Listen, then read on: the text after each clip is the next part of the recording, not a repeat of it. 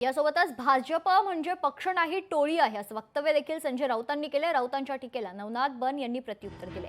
शेतकऱ्यांच्या मदतीवरून सरकारवर राऊतांनी टीका केली। दुष्काळ दौऱ्यात तुम्ही काय केलं ते पाहिलं असा टोला नवनाथ बन यांनी लगावलाय।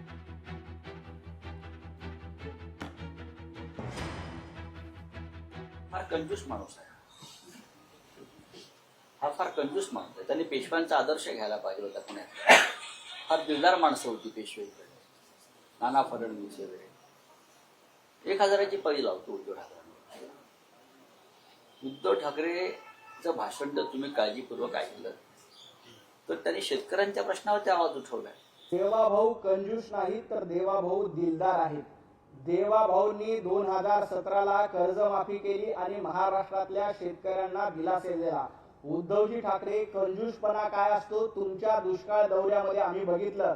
शेतकरी तुम्हाला विचारत होता की आम्हाला काहीतरी मदत करा, तेव्हा उद्धवजी ठाकरे म्हणत होते की माझे हात रिकामे आहेत, माझे हात रिकामे आहेत असं म्हणणं याला कंजूसपणा म्हणतात।